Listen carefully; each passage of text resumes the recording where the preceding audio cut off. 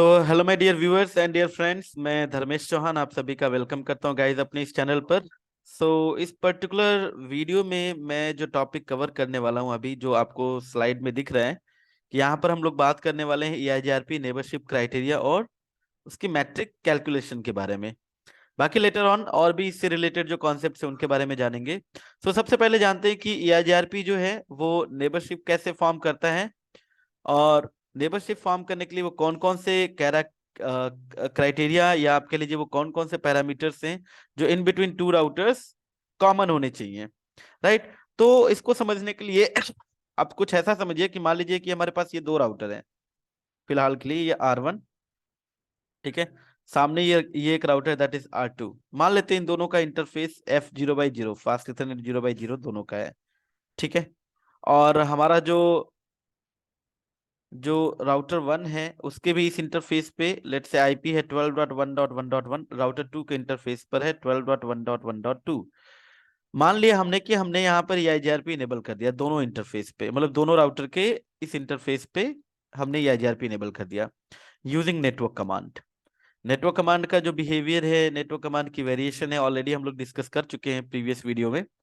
आप वहां से इसको रेफर कर सकते हो। सो समहाउ कैसे भी करके हमने यहाँ पर EIGRP इनेबल कर रखा है दोनों राउटर्स के बीच जो इंटरफेस है उस पे। तो सबसे पहला काम क्या होता है EIGRP में कि दोनों राउटर्स एक दूसरे से नेबरशिप फॉर्म करते हैं, ठीक है। नेबरशिप फॉर्म करने के लिए EIGRP में गाइस एक पैकेट यूज किया जाता है, पैकेट कह लीजिए या एक प्रोटोकॉल या एक कॉन्सेप्ट यूज किया जाता है। वो किसका? हेलो का। दोनों राउटर्स एक दूसरे को हेलो देंगे, अपने अपने हेलोस देंगे, ठीक है। जैसे R1 R2 को हेलो देगा, R2 अपना हेलो R1 को देगा, ठीक है। और हेलो में कुछ पैरामीटर्स हैं जिनको वेरीफाई करने के बाद ही एक राउटर दूसरे राउटर का नेबरशिप या नेबर बनता है या दूसरे राउटर के साथ नेबरशिप फॉर्म करता है। वो जो पैरामीटर्स हैं, देखिए हेलो के अंदर कौन कौन से पैरामीटर्स जाते हैं। सबसे पहले AS नंबर। के वैल्यूज क्या है? के वैल्यूज मींस मैट्रिक वेट्स। बात करेंगे इसके बारे में। आप ऐसा समझिए अभी के लिए कि आप मैट्रिक कंपोनेंट की इंफॉर्मेशन कि कौन कौन से मैट्रिक कंपोनेंट हम यूज कर रहे हैं एक राउटर पे, like bandwidth, delay, load, reliability, whatever. इसके बाद ऑथेंटिकेशन, अगर कॉन्फ़िगर्ड है तो उसकी भी इंफॉर्मेशन जाती है। फिर स्टब फ्लैग इंफॉर्मेशन क्या है, बात करेंगे इसके बारे में। होल्ड टाइमर्स और राउटर आईडी, ये सारी इंफॉर्मेशन जो है कि हेलो के अंदर जाती है। अब इसमें से कौन कौन से पैरामीटर्स हैं जो बिटवीन टू राउटर्स मैच होने चाहिए in order to form EIGRP neighbourship. तो सबसे पहला कि दोनों का जो AS नंबर है वो सेम होना चाहिए गाइस। ऐसा नहीं कि आप एक साइड 100 चला रहे हैं, दूसरे साइड इस इंटरफेस पे आप EIGRP 200 रन कर रहे हैं, नहीं। तो AS नंबर दोनों का सेम होना चाहिए। अगर आपका एक साइड 100 है तो दूसरे एंड पे भी आपका ये 100 होना चाहिए, राइट। 100 इधर भी 100 होना चाहिए, ठीक है। मान लिया कि हमारा ये कॉमन है। इसके बाद के वैल्यूज। के वैल्यूज मतलब जिनको बोला जाता है मैट्रिक वेट्स।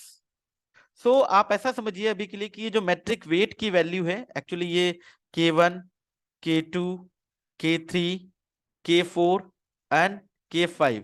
बाय डिफॉल्ट आपका K1 होता है 1, K2 0 होता है, K3 1 होता है, K4 आपका 0 होता है और K5 0 होता है।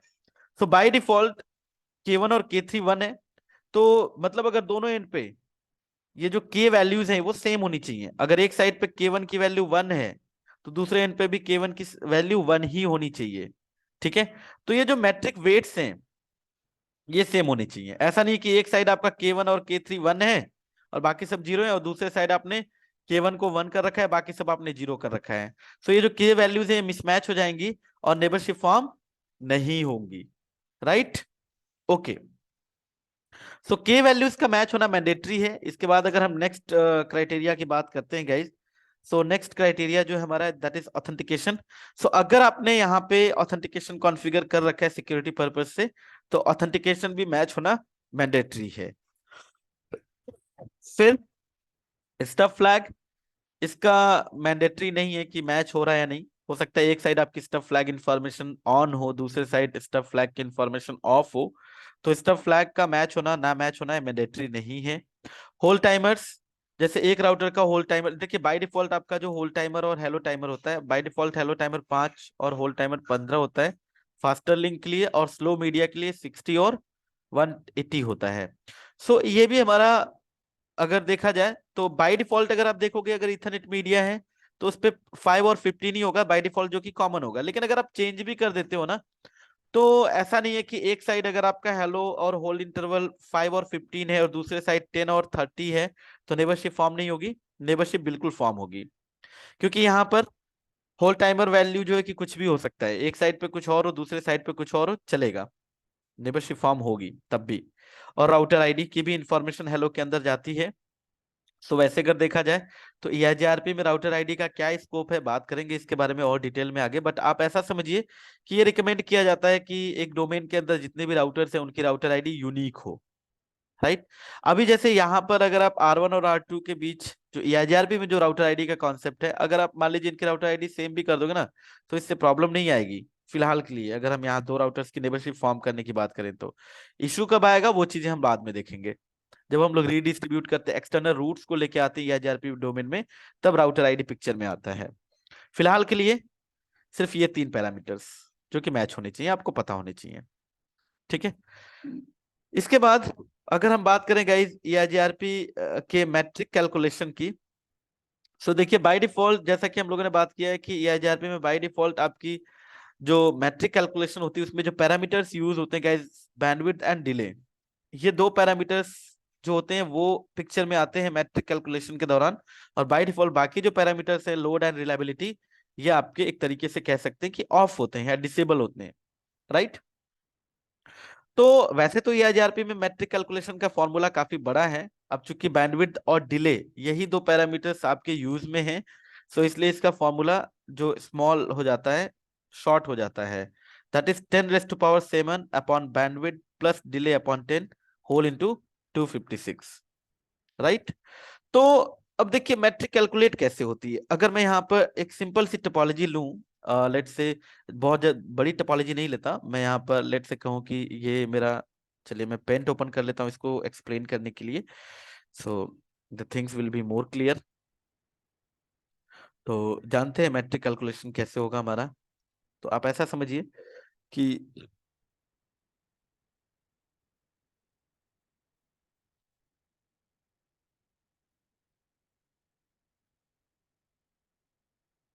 ठीक है, ये आपका R1, ये आपका R2, ये आपका R3। R3 के पीछे ये कोई नेटवर्क है, लेट से 30.1.1.0/24, मान लिया कि R1 R2 के बीच में नेबरशिप फॉर्म हो रखी है, राइट। अब देखिए R3 का मान लीजिए ये जो इंटरफेस है, जो डायरेक्टली कनेक्टेड सबनेट है, ये डायरेक्टली कनेक्टेड इंटरफेस है, मान लीजिए इस पे जो बैंडविड्थ और जो डिले है, बैंडविड्थ मान लीजिए कि 100 Mbps है, और डिले आप मान लीजिए कि 1000 माइक्रोसेकंड है, ऐसा मान लीजिए, ठीक है। ये जो दूसरा वाला जो लिंक है guys between R1 and R2, यहाँ पर बैंडविड्थ जो है ये आपकी कितनी है, सीरियल मीडिया है तो हम लोग मान लेते हैं कि 1.44 Mbps, ठीक है। और डिले कितना है, ये आपका हो गया लेट से 20,000 माइक्रोसेकंड, ऐसा मान लीजिए। और यहाँ पर मान लीजिए आपका बैंडविड्थ जो है वो है 1000 Mbps, ठीक है। और डिले आपका कितना है, ये मान लीजिए आपका 10 माइक्रोसेकंड मान लीजिए, ठीक है 10 माइक्रोसेकंड ले लेते हैं, ठीक है। सो मैट्रिक कैसे कैलकुलेट होगी, देखिए एक राउटर अपने जो डायरेक्टली कनेक्टेड इंटरफेसेस होते हैं गाइस, ये डायरेक्टली कनेक्टेड जो इंटरफेस है R3 का, ठीक है, ये वाला मान लेते हैं ये F0/0, ये इस इंटरफेस पे जो चल रहा होगा नेटवर्क ना, इस पे जो भी बाय डिफॉल्ट जो इसके पैरामीटर्स होंगे वो इन्हीं को यूज करेगा, राइट। डायरेक्टली कनेक्टेड यानी जो सेल्फ ओरिजिनेटेड जो रूट्स हैं। तो अगर आप इस पे देखेंगे तो ये R3 जो होगा, ये जब मैट्रिक कैलकुलेट करेगा, ठीक है, सो 10⁻7 अपॉन बैंडविड्थ, सो 100 Mbps, ये बैंडविड्थ आपकी kbps में हो जाएगी। सो 10⁻7 अपॉन ये 100, अगर आप kbps में अगर कन्वर्ट करेंगे तो इतना हो जाएगा, प्लस डिले, डिले कितना है आपका 1000 माइक्रोसेकेंड अपॉन 10 होल इंटू 256। तो जो भी ये वैल्यू आएगी, मान लेते हैं ये ए, ये इसकी मैट्रिक हो जाएगी। अब देखिए, एक राउटर बाय डिफॉल्ट एक पर्टिकुलर नेटवर्क की मैट्रिक कैलकुलेट करने के लिए जो भी पैरामीटर यूज करता है वो उसी इंफॉर्मेशन को आगे फॉरवर्ड करता है। इसका मतलब अगर आप देखेंगे, सो ये राउटर इस नेटवर्क की इंफॉर्मेशन जब आगे देगा, 30 के नेटवर्क की इंफॉर्मेशन जब देगा किसको, R2 को, ठीक है, 30.1.1.0/24 की इंफॉर्मेशन जब देगा, तो ये इसमें क्या बताएगा कि मैं कितनी बैंडविड्थ यूज कर रहा हूं, मैं यूज कर रहा हूं बैंडविड्थ कितना, 1 2 इतने kbps, ठीक है, और मैं डिले कितना यूज कर रहा हूं, देखिए डिले यूज कर रहा है ये 1000 माइक्रोसेकेंड, राइट, ओके। अब 1 मिनट,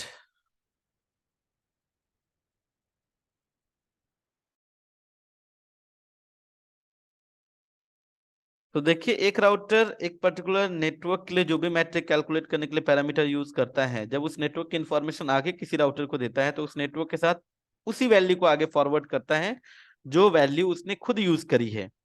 सो जैसा कि आप देख रहे हैं, R3 जो है कि इस पर्टिकुलर नेटवर्क के लिए जो मैट्रिक कैलकुलेशन में जो पैरामीटर यूज किया इसने, वो कितना यूज किया इसने, है ना, ये बैंडविड्थ और इतना डिले यूज किया है, तो ये इसी को आगे फॉरवर्ड करेगा।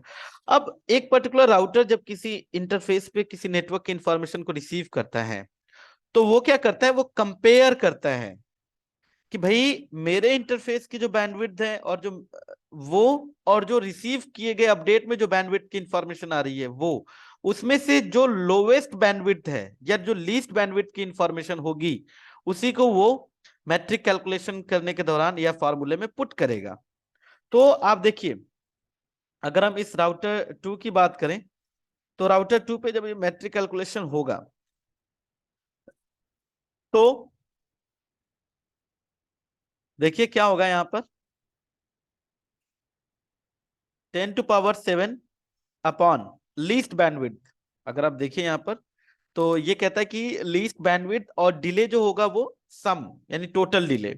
तो यहां पर देखिए इसके इंटरफेस की बैंडविड्थ कितनी गई, 1.5444 Mbps, और सामने जो अपडेट में जो बैंडविड्थ की इंफॉर्मेशन आ रही है वो इतनी kbps की है। तो इसमें से लीस्ट बैंडविड्थ कौन सी है, लीस्ट बैंडविड्थ इसके खुद के इंटरफेस की है, तो ये इसी को यूज करेगा। मतलब 1.544 Mbps, kbps में अगर मैं कन्वर्ट करूं तो 1544 kbps, प्लस डिले, डिले देखिए अब ऐड हो जाएगा, 1000 जो फॉरवर्ड किया गया और 20,000 इसका, तो ये हो जाएगा आपका कितना, 21,000 upon 10 whole into 256।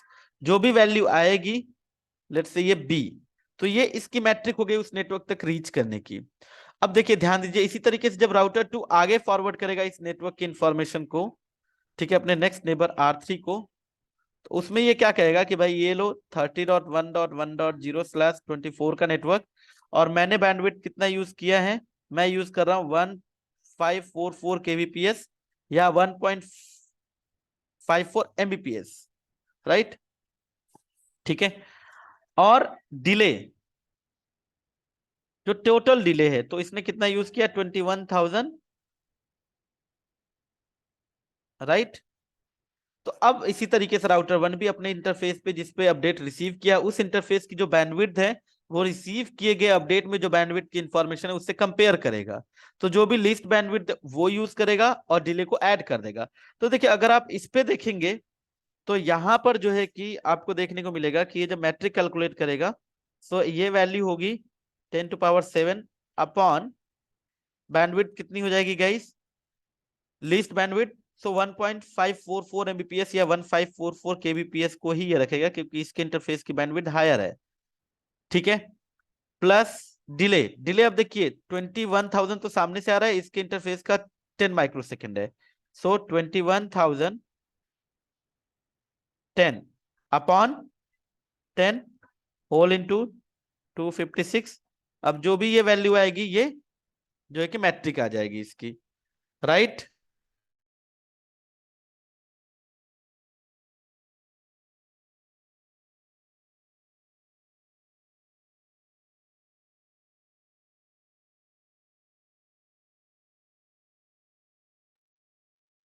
Okay guys, सो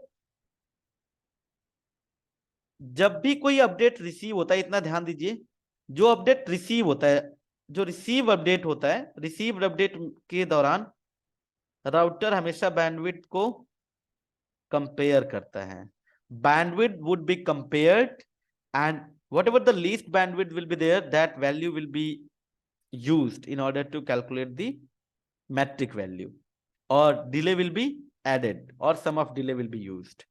ठीक है।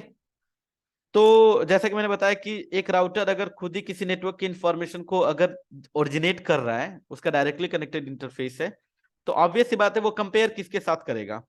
कंपेयर करने के लिए मतलब दो एंटिटी होनी चाहिए ना, एक सामने वाले ने दिया है और एक उसका खुद का है, तो उसमें से कंपेयर करे, जो लीस्ट बैंडविड्थ है वो उसको यूज कर ले। लेकिन चूंकि वो खुद ओरिजिनेट कर रहा है नेटवर्क की इंफॉर्मेशन, तो कंपेयर करने के लिए उसके पास कुछ है ही नहीं। तो जैसे R3 के अगर पॉइंट ऑफ व्यू से देखें, तो जो ये इंटरफेस है F0/0, जो इसका जो लैन इंटरफेस है जिसपे 30 का सबनेट चल रहा है, ये बैंडविड्थ कंपेयर किसके साथ करेगा? किसी के साथ नहीं। तो हमेशा एक डायरेक्टली कनेक्टेड इंटरफेस पे जब मैट्रिक कैलकुलेशन होती है ये IGRP में, तो बैंडविड्थ हमेशा उस इंटरफेस का यूज किया जाता है। वहां पे लिस्ट बैंडविड्थ जैसा कुछ है ही नहीं, क्योंकि वो कंपेयर किसी के साथ नहीं कर रहा है ना।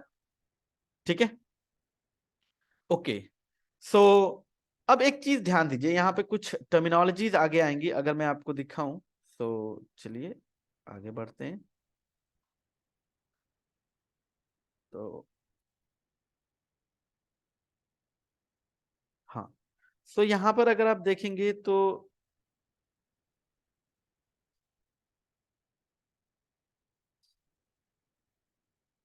ठीक है, तो आपको क्या दिख रहा है? यहाँ पे यही सारी चीजें मेंशन की गई हैं कि IGRP uses bandwidth and delay of the line by default to calculate its distance metric. It also supports three other parameters to calculate its metric: reliability, load and MTU। अब चूंकि reliability, load, ये जो parameters है guys, ये variable values हैं, ये कम ज्यादा हो सकती है, ये फिक्स्ड वैल्यू नहीं है, जिसके चलते मैट्रिक आपकी बार बार चेंज होती रहेगी। तो इसलिए इन पैरामीटर्स को रिकमेंड नहीं किया जाता कि आप इनको यूज करो। जबकि डिले और जो बैंडविड्थ है, ठीक है, ये आपकी फिक्स्ड है वैल्यू, जो आपने डिफाइन किया उस इंटरफेस की वही वैल्यू रहेगी, और उसी को राउटर हमेशा यूज करेगा मैट्रिक कैलकुलेशन में। ठीक है, तो where the bandwidth is least bandwidth and the delay is sum of delay, क्योंकि मैंने यहाँ पर कवर किया है। अब यहाँ पर बात कर लेते हैं EIGRP की टर्मिनोलॉजीज के बारे में। सो गाइस देखिए, EIGRP की अगर हम टर्मिनोलॉजीज की बात करें, जो डुअल से रिलेटेड जो टर्मिनोलॉजीज हैं, DUAL stand for diffusing update algorithm. जैसा कि हमने बात किया था कि डुअल एक स्ट्रॉन्ग एल्गोरिथम है, जो कि EIGRP में best path selection, backup path selection और लूप अवॉइडेंस के लिए भी यूज होती है। ठीक है, सो सबसे पहला आपका आ जाता है सक्सेसर। सबसे पहला अगर हम टर्म की बात करें, सो सक्सेसर। सक्सेसर क्या है? वो नेबर या वो नेबरिंग राउटर जिसके थ्रू हमारे पास बेस्ट रूट की इंफॉर्मेशन आ रही है। सो जो बेस्ट रूट की इंफॉर्मेशन जिस भी नेबर के थ्रू आ रही है, वो मेरा सक्सेसर कहलाएगा, और वो जो रूट है या वो जो पाथ है, वो मेरा सक्सेसर पाथ या बेस्ट रूट कहलाएगा। ठीक है, ओके। और हमेशा सक्सेसर की जो इंफॉर्मेशन होती है गाइस, वो राउटिंग टेबल में इंस्टॉल होती है। यानी बेस्ट रूट है तो ऑब्वियस सी बात है राउटिंग टेबल में इंस्टॉल होगी उसकी इंफॉर्मेशन, और उसी सक्सेसर पाथ या बेस्ट पाथ के थ्रू आपके पैकेट की फॉरवर्डिंग भी होती है, राइट। और ऐसा हो सकता है कि मल्टीपल सक्सेसर पाथ हो जो एक पर्टिकुलर डेस्टिनेशन नेटवर्क तक रीच करने के लिए राउटिंग टेबल में इंस्टॉल हो। मतलब अगर मैं कहूं कि एक नेटवर्क तक जाने के लिए मल्टीपल पाथ अवेलेबल है, और उनकी जो FD यानी जो मैट्रिक की वैल्यू है अगर वो सेम है, लीस्ट है और सेम है, तो सारे के सारे रूट जो है कि राउटिंग टेबल में इंस्टॉल हो जाएंगे, यानी वो सारे के सारे सक्सेसर राउटिंग टेबल में इंस्टॉल होंगे।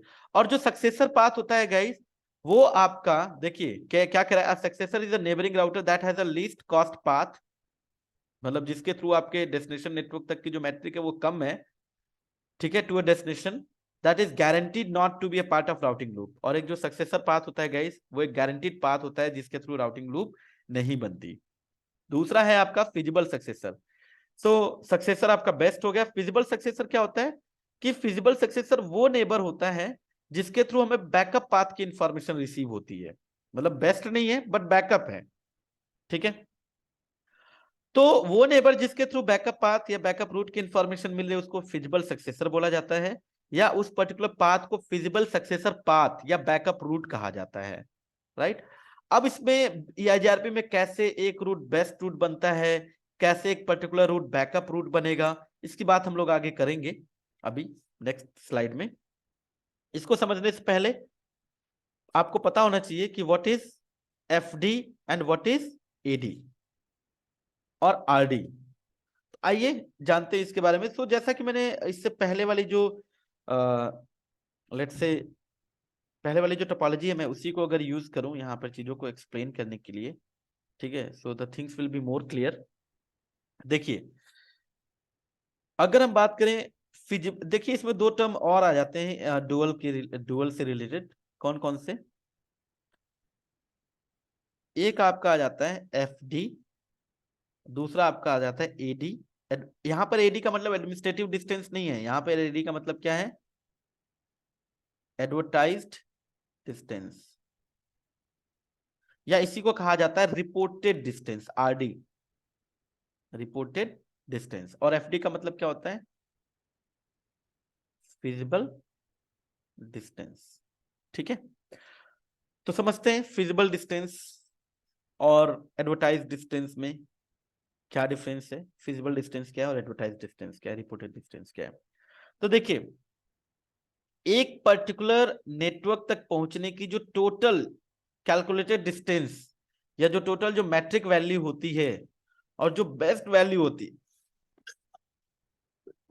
सॉरी गाइस, तो देखिए जैसे अगर आप इसी टोपोलॉजी में देखें तो आपको क्या दिख रहा है कि इस 30 के नेटवर्क पे जाने के लिए R2 की राउटिंग टेबल में, चलो राउटिंग टेबल तो बाद में बात करेंगे, राउटिंग टेबल तो बाद में पिक्चर में आएगा, जब बेस्ट रूट बनेगा तभी वो राउटिंग टेबल में जाएगा। तो आप ऐसे समझिए कि 30 के नेटवर्क पे जाने के लिए इस नेटवर्क की इंफॉर्मेशन R2 को किससे मिली है? R3 के थ्रू मिली है, राइट। सो R2 जो भी मैट्रिक कैलकुलेट करेगा उस 30 के नेटवर्क पे जाने के लिए, ठीक है, वो होगी आपकी कैलकुलेटेड डिस्टेंस। उसको हम क्या कहेंगे? Calculated distance. मतलब ये वो डिस्टेंस है जो कि राउटर ने कैलकुलेट किया है, ठीक है। और उस कैलकुलेटेड डिस्टेंस में भी जो बेस्ट डिस्टेंस या जो बेस्ट मैट्रिक होगी उसी को हम बोलेंगे क्या? एफडी। तो ऐसा मान लीजिए कि अगर मान लीजिए 30 के नेटवर्क पे जाने के लिए R2 को कहीं और से भी रूट की इंफॉर्मेशन मिल रही होती और दोनों तरफ से वो जो है कि डिस्टेंस कैलकुलेट करता, ठीक है, उनमें से जो बेस्ट होगा, ठीक है, वो फिजिबल डिस्टेंस, मतलब वो फिजिबल है और वही रूट जो है कि राउटिंग टेबल में इंस्टॉल होगा। तो अभी फिलहाल के लिए तो यहां पर एक ही पाथ है। तो आप ऐसे समझिए कि R2 के पास जो 30 के नेटवर्क की इंफॉर्मेशन आ रही है, 30 के नेटवर्क के लिए इसने जो मैट्रिक कैलकुलेट किया है, मैट्रिक कितनी है? बी, जो यहां पर मैंने मेंशन किया है बी, ठीक है। सो बी का मतलब ये जो डिस्टेंस है, ठीक है, इसी के थ्रू मतलब बेस्ट रूट पे जाने के लिए इतनी ही मैट्रिक इसके पास है, ठीक है। सो ये बेस्ट पाथ भी है और ये बेस्ट पाथ पर पहुंचने का क्या है? डिस्टेंस भी है, या कैलकुलेटेड डिस्टेंस या मैट्रिक कह लीजिए। तो ये इसका कहलाएगा एफडी, राइट।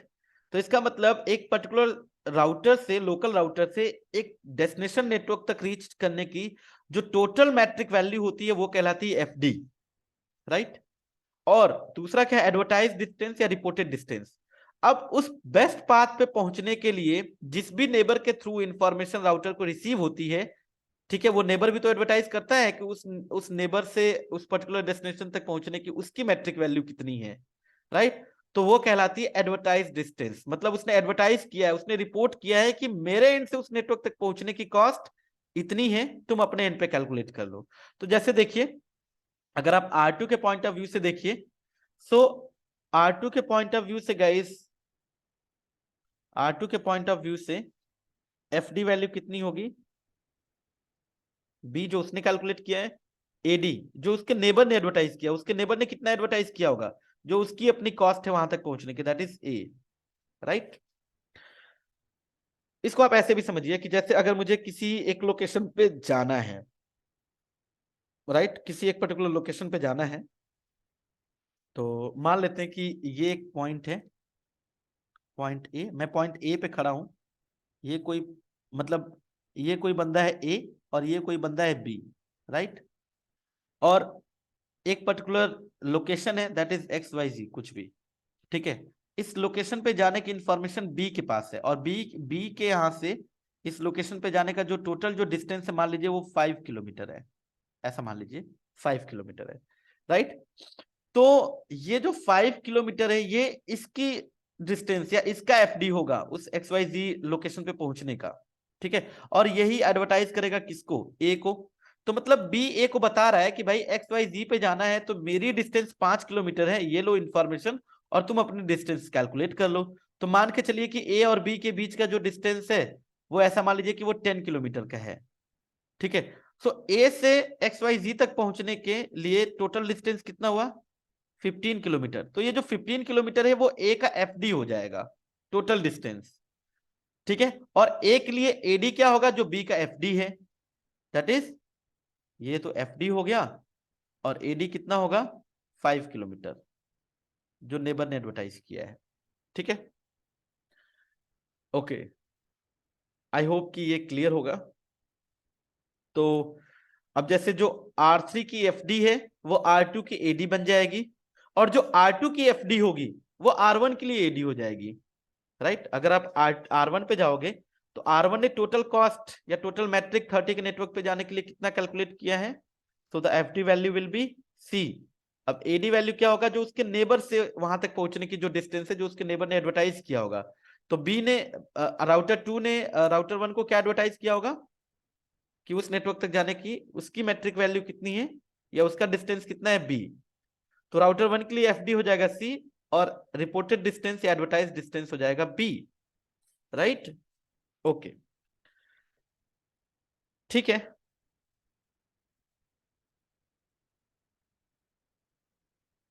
तो देखिए यहां पर यही है एडमिनिस्ट्रेटेड डिस्टेंस या रिपोर्टेड डिस्टेंस, और दूसरा है एफडी। तो administrative distance also referred to as reported distance is the cost between the next hop router and the destination, मतलब मेरे नेबर से उस डेस्टिनेशन तक जाने की कॉस्ट। और फिजिबल डिस्टेंस एक लोकल राउटर से next hop plus next hop से उस नेटवर्क तक जाने की कॉस्ट, यानी मैं अपने नेबर तक की कॉस्ट और मेरे नेबर से वहां तक पहुंचने की जो कॉस्ट या मैट्रिक है उसको कैलकुलेट करूंगा, वो मेरी एफडी हो जाएगी, ठीक है। अब यहां पर एक कंडीशन आती है that is feasibility condition. Feasibility condition में क्या होता है कि ये बताता है, यही कंडीशन है जिसके थ्रू एक तो राउटिंग लूप को भी प्रिवेंट किया जाता है, यानी डुअल जो है राउटिंग लूप में भी अवॉइडेंस प्रोवाइड करता है, अवॉइड करता है, और साथ के साथ बैकअप पाथ सिलेक्शन के लिए भी इसी को यूज किया जाता है। तो अब आप इसको ऐसे समझिए, देखिए फिजिबिलिटी कंडीशन में क्या कह रहा है कि F D that must be greater than the AD. अब किसकी एफडी किसकी एडी, एफडी ऑफ सक्सेसर।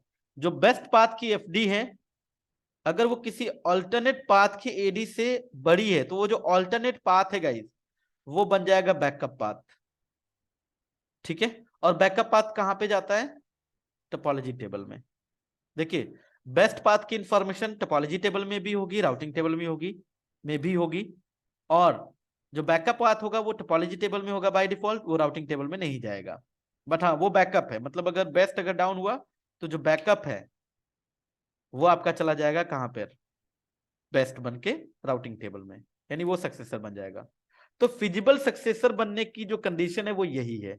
तो इसको भी एक एग्जांपल से समझने की कोशिश करते हैं गाइस, ज्यादा नहीं, एक सिंपल सी टोपोलॉजी यहां पर भी बना लेते हैं अलग कलर यूज करके। देखिए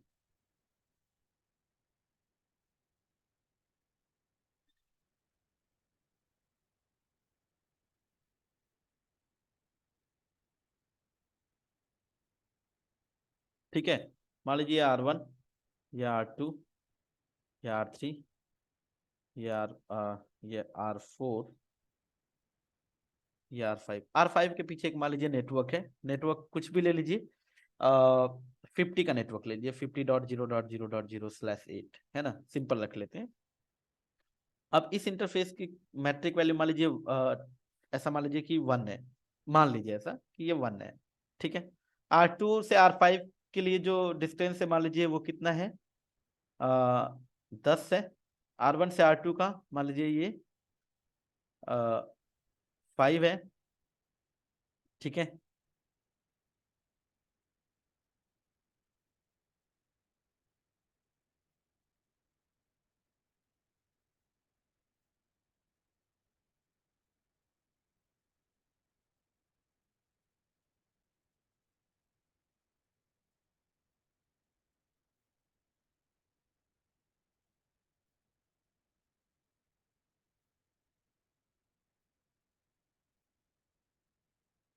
ठीक है,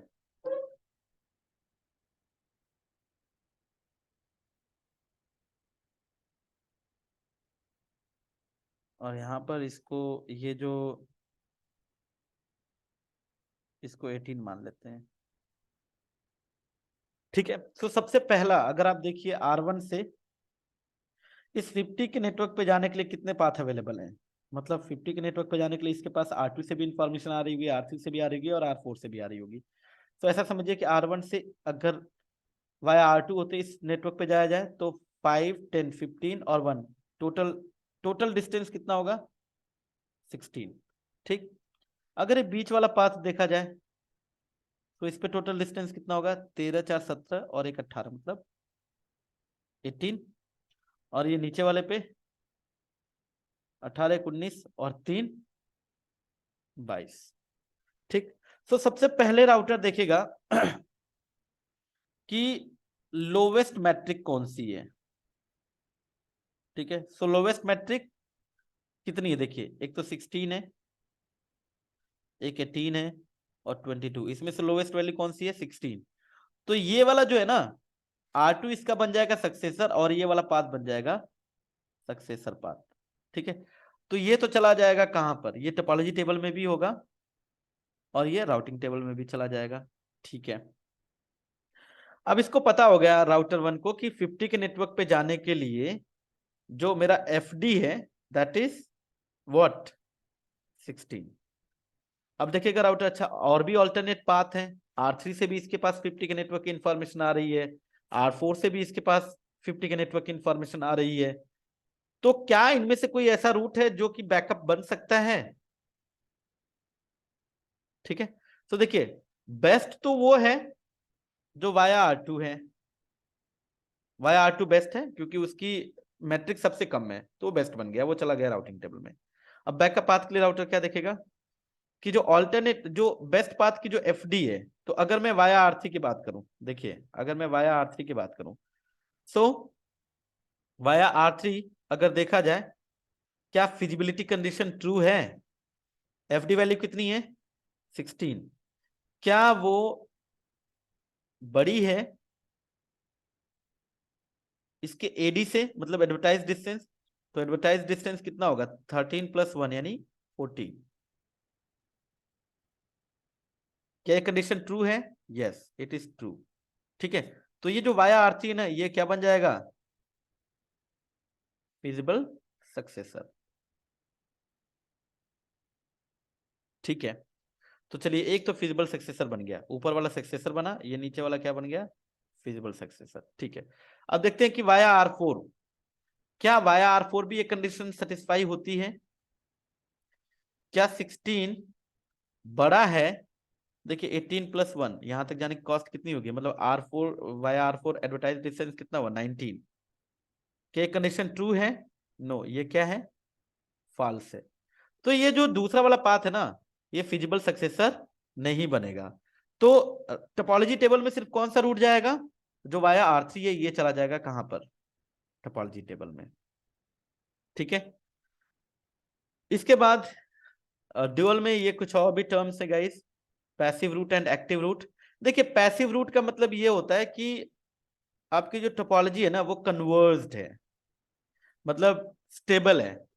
राउटर जो है कि एक पर्टिकुलर, अगर एक पर्टिकुलर नेटवर्क से रिलेटेड इंफॉर्मेशन टोपोलॉजी टेबल में अगर आपको दिखती है कि उसकी स्टेट पैसिव है, इसका मतलब आप ये समझिए कि वो जो नेटवर्क की इंफॉर्मेशन है वो कन्वर्ज्ड हो चुकी है, स्टेबल है। राउटर उस पर्टिकुलर नेटवर्क के लिए कोई भी डुअल एल्गोरिथम रन करके कोई कंपटीशन नहीं कर रहा है, राइट। मतलब उसके लिए वो जो है कि आइडल स्टेट में है, राइट। वो नेटवर्क कन्वर्ज हो चुका है, उसके लिए राउटर कोई भी डुअल एल्गोरिथम रन नहीं कर रहा है कि भाई उसको पता करना हो कि इस नेटवर्क तक जाने के लिए कोई एक्टिवली कोई फाइंड आउट करना पड़े कोई पाथ, कि कोई और रूट है या नहीं है। नहीं, वो मतलब ऑलरेडी जानता है कि वो रूट है और वो स्टेबल है। और एक्टिव का मतलब ये हुआ, अगर कोई रूट एक्टिव होता है, अगर आपको टोपोलॉजी टेबल में कोई रूट की स्टेट एक्टिव दिखे, इसका मतलब आप ये समझिए कि राउटर उसके लिए डुअल एल्गोरिथम रन कर रहा है, मतलब वो अंडर गोइंग है री कॉम्पिटिशन, या उसके लिए आपका राउटर डुअल एल्गोरिथम रन करके फाइंड आउट करने की कोशिश कर रहा है कि इस रूट तक जाने का बेस्ट पाथ कोई है या नहीं है। आप ऐसे समझिए कि अगर मान लो आपको एक पर्टिकुलर लोकेशन पे जाना है, ठीक है, आपको पता है कि हाँ ये मेरा बेस्ट रूट है, मैं इसके थ्रू चला जाऊंगा, आप आइडल स्टेट में रहोगे, आप पैसिव मोड में रहोगे, जब आपको जाना होगा आप चले जाओगे। लेकिन अगर मान लीजिए वो रूट अगर ब्रेक हो जाए और आपको अब उस नेटवर्क तक जाने की या उस डेस्टिनेशन तक जाने का कोई पाथ अवेलेबल ना हो आपके पास, तो आप क्या करोगे? आप अपने एल्गोरिथम रन करोगे ना।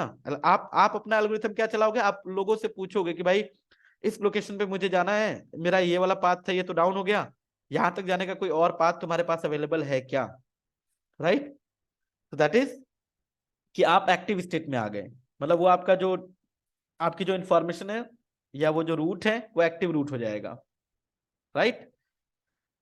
ओके, तो ये तो रही बात EIGRP टर्मिनोलॉजीज की जो डुअल से रिलेटेड है। अब इसमें एक चीज और, अगर हम देखें कि डुअल राउटिंग लूप को कैसे अवॉइड करता है, तो आप ऐसे समझिए, सिंपल सी एक टोपोलॉजी ले लेते हैं दो राउटर्स की। हम मान लेते हैं कि यहाँ पर हमने स्प्लिट हॉराइजन को डिसेबल किया हुआ, क्योंकि स्प्लिट हॉराइजन तो कहता है कि एक पर्टिकुलर इंटरफेस पे अगर आप कोई नेटवर्क इंफॉर्मेशन अपडेट के फॉर्म में रिसीव करें तो आप उस इंटरफेस से वापस नहीं भेजोगे। बट ऐसा मान लेते हैं कि मान लीजिए R1 और R2 के बीच ये जो इंटरफेस है ना, इस पर हमने स्प्लिट हॉराइजन डिसेबल कर रखा है, ठीक है। अब मान लीजिए R1 के पीछे कोई नेटवर्क है 10.1.1.0/24। अब कम से कम मैं मैट्रिक वैल्यू लेके चलता हूं कि मान लीजिए इसकी मैट्रिक वैल्यू कितनी है 1, मान लेते हैं इस इंटरफेस की भी मैट्रिक वैल्यू कितनी है 1। अब ध्यान दीजिए, R1 जब R2 को ये रूट देगा, ठीक है, तो R2 के पास ये रूट आएगा तो वो बेस्ट बन जाएगा, ठीक है। तो जो बेस्ट पाथ होगा गाइस, मतलब वाया किसके थ्रू, R1, ठीक है, वो उसके लिए इसकी वैल्यू कितनी हो जाएगी, मतलब FD वैल्यू कितनी होगी उस नेटवर्क पे पहुंचने की, दैट इज 112, ठीक। अब ध्यान दीजिएगा, अब R2 का जो इंटरफेस है ना, इस पर हमने स्प्लिट हॉराइजन तो डिसेबल कर रखा है, इसका मतलब ये उसी इंफॉर्मेशन को घुमा के किसको दे सकता है, R1 को दे सकता है, ठीक है। अब ऐसा मान लीजिए, देखिए R1, अगर R1 पे आप देखो तो R1 का ये नेटवर्क डायरेक्टली कनेक्टेड है 10, एक मिनट कलर मैं अलग चूज करता हूं, 10.1.1.0/24। इसके लिए इसकी FD वैल्यू कितनी थी बेस्ट पाथ की, अगर आप बेस्ट पाथ की FD वैल्यू गाइस अगर आप देखेंगे तो बेस्ट पाथ की FD वैल्यू कितनी है,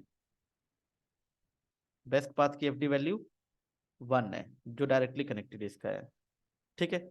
दूसरा क्या, कि अगर मान लीजिए ये नेटवर्क डाउन हुआ, चलो ये मान लो नेटवर्क आपका, या नेटवर्क डाउन तो छोड़ो, मतलब अभी ये नेटवर्क अप ही है, लेकिन उसी दौरान R2 घुमा के इसकी इंफॉर्मेशन किसको दे दे, R1 को दे दे, तो R1 को ये इंफॉर्मेशन वाया किससे मिलनी स्टार्ट हो जाएगी, मैं यहां पर लिख लेता हूं, वाया R2 भी मिलनी स्टार्ट हो जाएगी। अब उसी नेटवर्क पे जाने के लिए जो इसके पास वाया R2 इंफॉर्मेशन आ रही होगी 10.1.1.0/24, ठीक है, उस पे AD वैल्यू कितनी होगी, एडवर्टाइज डिस्टेंस कितना होगा, जो इसका FD है, तो इसका FD कितना है गाइस 2।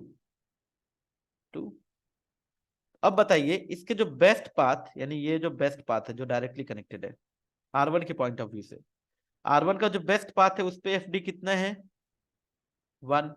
और जो वापस R1 ने R2 को दिया, R2 घुमा के R1 को दे रहा है, उस पे AD वैल्यू कितनी है 2। अब आप समझिए इसको, देखिए क्या ये फिजिबिलिटी कंडीशन वाली फिजिबिलिटी जो कंडीशन है वो ट्रू है यहाँ पर? क्या 1 बड़ा है 2 से? नो, ये फॉल्स है। तो इसका मतलब अगर R2 को इंफॉर्मेशन घूम के अगर R1 को R2 से वो इंफॉर्मेशन घूम के मिल भी रही है ना 10 वाली, तो वो उसको कभी बैकअप नहीं मानेगा, उसको कभी टोपोलॉजी टेबल में नहीं डालेगा। ऐसा नहीं है कि उसने उसको बैकअप बना लिया और अगर ये डाउन हो जाए तो वो जो वापस से घूम के इंफॉर्मेशन आ रही है उसको अपनी राउटिंग टेबल में इंस्टॉल कर लेगा, नहीं। उसके इसमें क्या होगा कि ये कंडीशन आपकी सेटिस्फाई होगी ही नहीं।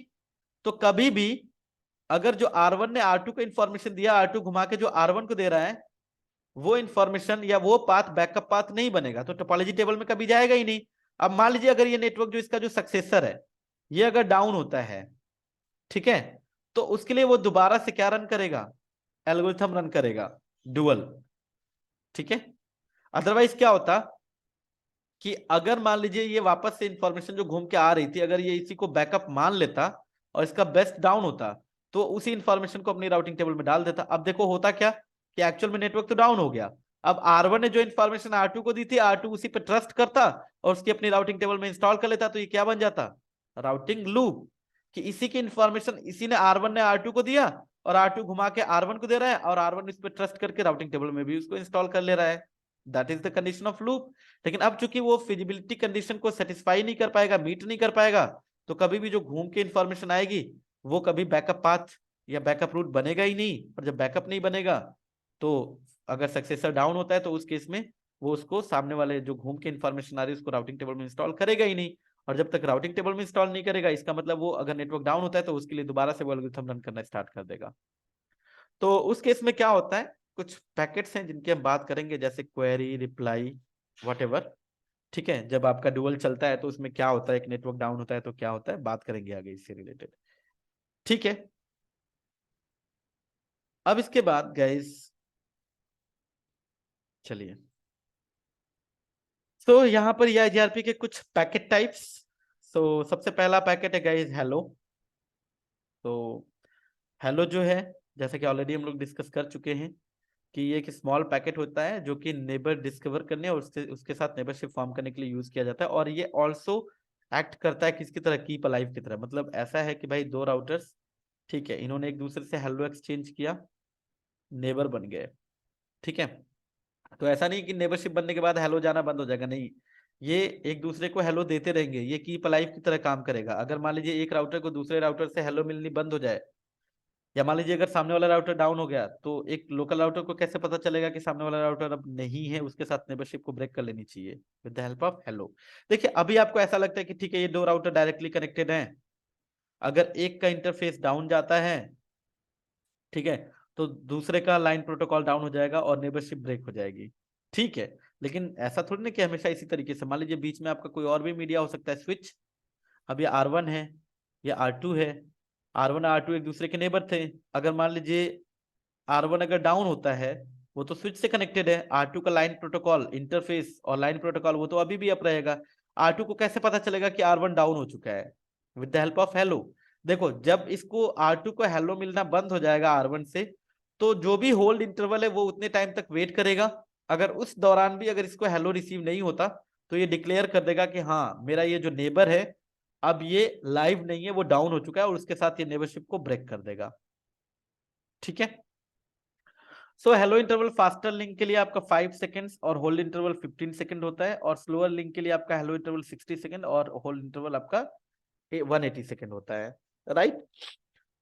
तो अब यहाँ पर होल्ड का मतलब ये होता है ना, एक राउटर जब हेलो भेजता है तो उसी में वो होल्ड इंटरवल की इंफॉर्मेशन दे देता है। मतलब वो सामने वाले को इन्फॉर्म कर देता है कि भाई अगर तुम्हें मेरे एंड से हेलो मिलनी अगर बंद हो जाए तो तुम मेरे लिए इतने टाइम तक वेट करोगे। तो यहाँ पर देखिए दोनों पे अलग अलग भी हो सकता है। अगर मैं कहूं कि R1 जो है, R1 पे हेलो इंटरवल और होल्ड इंटरवल इस तरीके से 5 और 15, और R2 पे मैं कहूं कि ये इंटरवल 10 और 30 है, तो इसका मतलब R1 ने R2 को बताया होगा कि तुम मेरे लिए 15 सेकंड तक वेट करोगे। तो इसका मतलब अगर R2 को R1 से हेलो मिलना बंद हो जाएगा तो ये 15 सेकंड तक वेट करेगा और उसके बाद ये डिक्लेयर कर देगा कि ये मेरा नेबर डाउन हो चुका है। राइट, और उससे मिलने वाले सारे रूट्स वगैरह भी राउटिंग टेबल से रिमूव कर देगा। इसी तरीके से अगर हम राउटर 2 ने जो हेलो दिया होगा वो R1 को, तो उसमें राउटर 2 ने क्या बताया होगा कि राउटर 1 उसके लिए कितना वेट करे, 30 सेकेंड्स तक, अगर उसको हेलो मिलनी बंद हो जाए R2 से। तो उस केस में अगर राउटर 2 डाउन होता है और वो हेलो भेजना बंद करता है, तो R1 उस केस में कितना वेट करेगा, 30 सेकंड तक वेट करेगा। और 30 सेकंड वेट करने के बाद डिक्लेयर करेगा कि R2 जो इसका नेबर था वो अब नहीं है, उसके साथ नेबरशिप ब्रेक कर देनी चाहिए। ठीक है, देखिए ये कह भी रहा है कि the hold time advertised by a neighbour is the maximum time a router should wait for any valid DHCP message send by the that neighbour before declaring it dead. Right, ठीक है। इसके बाद गाइस नेक्स्ट है आपका update. सो जैसे ही neighbourship form होती है, दो लोकल राउटर्स एक दूसरे को अपडेट देते हैं। अपडेट में गाइस जो भी टोपोलॉजी टेबल में होता है वो इन्फॉर्मेशन नेबर को दे दी जाती है। जो बेस्ट रूट की इन्फॉर्मेशन होती है एक राउटर के पास, वो इन्फॉर्मेशन आगे उठा के अपने नेबर को दे देता है। सो अपडेट्स में नेटवर्क्स की इन्फॉर्मेशन जाती है, उसकी मैट्रिक की इन्फॉर्मेशन जाती है। अब EIGRP में क्या होता है, जैसा कि हमें पता है कि भाई EIGRP में फर्स्ट टाइम जो दो राउटर्स होते हैं वो फुल अपडेट देते हैं एक दूसरे को, जब फर्स्ट टाइम नेबरशिप फॉर्म होती है। उसके बाद एक दूसरे को ये पीरियोडिकली और फुल अपडेट नहीं देते। उस केस में फिर अपडेट कैसा होता है गाइस, ट्रिगर्ड अपडेट होता है। ट्रिगर्ड का मतलब ये होगा कि जब इवेंट अकर होगा या कोई नया नेटवर्क ऐड होगा, तभी उस नेटवर्क की इंफॉर्मेशन सिर्फ जाएगी अपडेट में, बाकी इंफॉर्मेशन नहीं जाएगी। तो जैसे अगर हम लोग देखें यहाँ पर कि भाई ये R1, ये R2, ठीक है। R1 के पीछे पहले से मान लीजिए 10.1.1.0/24 ये नेटवर्क था, 20.1.1.0/24 ये नेटवर्क था।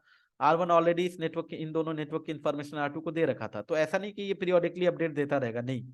अब मान लीजिए यहाँ पर एक नया नेटवर्क ऐड किया हमने और इस पे भी हमने EIGRP इनेबल कर दिया, इसकी टोपोलॉजी टेबल में गया, तो इस केस में राउटर सिर्फ इसी नेटवर्क की इन्फॉर्मेशन राउटर 2 को देगा, पार्शियल। और वो भी तब जब ये इवेंट या ये नया नेटवर्क ऐड होगा और EIGRP के अंदर एडवर्टाइज होगा। राइट, ठीक है। इसके बाद गाइज अगर हम लोग नेक्स्ट मैसेज की बात करें, तो हमारा जो नेक्स्ट मैसेज आ जाता है गाइज दैट इज एक्नॉलेजमेंट। तो देखिए जैसा कि एक्नॉलेजमेंट बेसिकली इस चीज को इंश्योर करने के लिए कि जैसे एक राउटर ये दूसरा राउटर R1 R2, तो यहाँ पर कुछ ऐसे पैकेट्स है जिनके लिए एक्नॉलेजमेंट आपका काम करता है। वो कौन कौन से बात कर लेते हैं, अपडेट, क्वेरी, रिप्लाई। ये जो 3 पैकेट्स हैं गाइस, इनको RTP बेस्ड पैकेट बोला जाता है। मतलब एक राउटर अगर राउटर 1 ने R1 ने राउटर 2 को अपडेट दिया, तो राउटर 2 R2 को कैसे, राउटर 2 R1 को कैसे बताएगा कि भाई हाँ तुमने ये जो अपडेट दिया था वो मुझे रिसीव हो गया, वो इसके अगेंस्ट क्या देगा, एक्नॉलेजमेंट। अगर एक राउटर अगर क्वेरी भी भेजता है, क्वेरी क्यों भेजता है बात करेंगे उसके बारे में, उस केस में भी राउटर सामने वाले राउटर को एक्नॉलेजमेंट देता है। अगर रिप्लाई भी आता है तो उसके अगेंस्ट भी एक्नॉलेजमेंट जाता है। तो एक्नॉलेजमेंट बेसिकली रिलायबल डिलीवरी को इंश्योर करने के लिए EIGRP में सेंड किया जाता है। ठीक है, और जो एक्नॉलेजमेंट होता है गाइस, ये हमेशा यूनिकास्ट पैकेट होता है। ठीक है, इसके बाद क्वेरी एंड रिप्लाई। अब इन पैकेट्स की अगर हम बात करें, इसको थोड़ा सा और डिटेल में हम लोग जानेंगे, बट अभी के लिए आप ऐसा समझिए कि जैसे, ध्यान दीजिए, मैंने बताया था यहाँ पर 2 चीजें होती हैं। एक तो आपका आ जाता है सक्सेसर और दूसरा फिजिबल सक्सेसर। तो सक्सेसर आपका बेस्ट पाथ होता है और फिजिबल सक्सेसर आपका बैकअप पाथ हो जाता है। तो देखिए अगर मान लीजिए कोई नेटवर्क, कोई राउटर के पास एक नेटवर्क था ए, अगर इसके पास सिर्फ सक्सेसर ही है और इस ए नेटवर्क के लिए इसके पास कोई फिजिबल सक्सेसर नहीं है, तो जैसे ये राउट डाउन होता है, ठीक है, राउटर उसके लिए आगे क्या भेज देता है, अपने सारे नेबर को क्वेरी, ये जानने के लिए कि क्या सामने वाले नेबर के पास उस नेटवर्क तक जाने की कोई और इंफॉर्मेशन है। आप इसको ऐसे समझिए कि जैसे आपको एक पर्टिकुलर लोकेशन पे जाना है, वहां तक जाने का सिर्फ आपके पास एक ही रूट हो, एक ही रास्ता हो जो आपको पता है, वही आपके लिए बेस्ट है।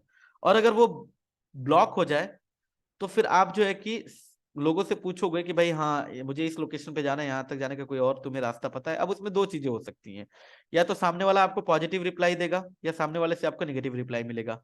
अगर मान लीजिए सामने वाले को भी उसी रूट का पता है जो कि ऑलरेडी ब्लॉक्ड है, तो इसका मतलब नेगेटिव रिप्लाई, ठीक है। और अगर उसको कोई और रास्ता मालूम है तो वो आपको पॉजिटिव रिप्लाई देगा कि ठीक है इधर से चले जाओ। राइट। सेम इसी तरीके से अब R1 क्या करेगा, यहां से क्वेरी भेजेगा। अब मान लीजिए R1 के पीछे ये जो नेटवर्क जो डाउन हुआ ये 10 का नेटवर्क था। अब इस 10 के नेटवर्क की इंफॉर्मेशन R1 ने ही R2 को दी थी। अब अगर R1 इसके लिए क्वेरी भेजे तो क्या R2 उसको कभी पॉजिटिव रिप्लाई देगा? नहीं, क्योंकि R2 को खुद इंफॉर्मेशन किसने दी थी 10 की? R1 ने। तो R2 भी तो यही समझेगा कि अगर R1 कह रहा है कि डाउन है तो मतलब ये मेरे लिए भी डाउन है। तो ये इसको जो रिप्लाई देगा ना गाइस, मतलब रिप्लाई इसके क्वेरी के अगेंस्ट रिप्लाई भी आता है, तो ये नेगेटिव रिप्लाई होगा। अगर मान लीजिए इसी 10 के नेटवर्क पे जाने का इसके पास कोई और रास्ता होता तो उस केस में ये रिप्लाई जो देता that would be positive reply. तो देखिए जब सक्सेसर डाउन होता है और फिजिबल सक्सेसर ना हो तो उस केस में राउटर क्वेरी सेंड करता है। दूसरा, अगर सक्सेसर डाउन है और राउटर के पास फिजिबल सक्सेसर है तो उस केस में क्या होगा कि सिंपली वो क्या करेगा, क्वेरी वगैरह जनरेट नहीं करेगा, कोई भी डुअल एल्गोरिथम रन नहीं करेगा, सीधा सीधा फिजिबल जो सक्सेसर है उसको टोपोलॉजी टेबल से उठा के राउटिंग टेबल में इंस्टॉल कर लेगा, उसको सक्सेसर पाथ बना देगा। ठीक है, ओके। अब इसमें से जो पैकेट्स हैं, जैसे अगर हम हेलो की बात करें तो देखिए गाइस,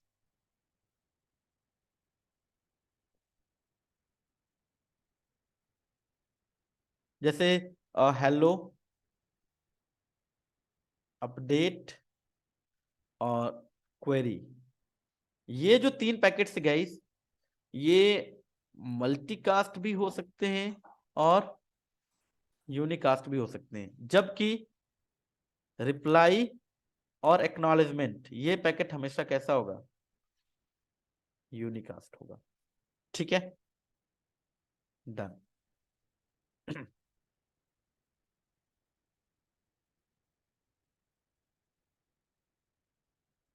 तो जैसे देखिए EIGRP में अगर आप स्टैटिक नेबरशिप अगर फॉर्म कराते हो, स्टैटिक नेबरशिप, तो स्टैटिक नेबरशिप देखिए क्वेरी और एक्नॉलेजमेंट तो हमेशा यूनिकास्ट रहेंगे, लेकिन आप स्टैटिक नेबरशिप मैनुअल अगर नेबरशिप कराते हो जहां पे आपके मल्टीकास्ट पैकेट्स अलाउड नहीं है, तो उस केस में सारे पैकेट्स ही क्या हो जाते हैं, आपके यूनिकास्ट हो जाते हैं। हेलो भी यूनिकास्ट होगा, अपडेट भी यूनिकास्ट होगा और क्वेरी भी आपका क्या होगा, यूनिकास्ट होगा। तो वही मैं बात कर रहा था कि ये जो तीन पैकेट्स यूनिकास्ट भी हो सकते हैं, मल्टीकास्ट भी हो सकते हैं, जबकि क्वेरी और रिप्लाई हमेशा यूनिकास्ट पैकेट्स होंगे। ठीक है, मिनट। सो गाइज, नेक्स्ट जो कॉन्सेप्ट है इसमें पैसिव इंटरफेस। तो ये चीजें गाइज नेक्स्ट वीडियो में हम लोग डिस्कस करेंगे। सो इसमें हम लोग थ्योरेटिकल पार्ट रखते हैं, नेक्स्ट वीडियो में मैं गाइज आपको प्रैक्टिकली सारी चीजों को प्रूफ करके दिखाऊंगा, राइट। कि मैट्रिक कैलकुलेशन और EIGRP में डुअल के जो एल्गोरिथम है, successor, feasible successor, FD, RD, right, और पैसिव इंटरफेस और कुछ और कॉन्सेप्ट्स जो हैं वो जानेंगे नेक्स्ट वीडियो में। तो तब तक के लिए thank you, have a good day, मिलते हैं नेक्स्ट वीडियो में नेक्स्ट टॉपिक के साथ।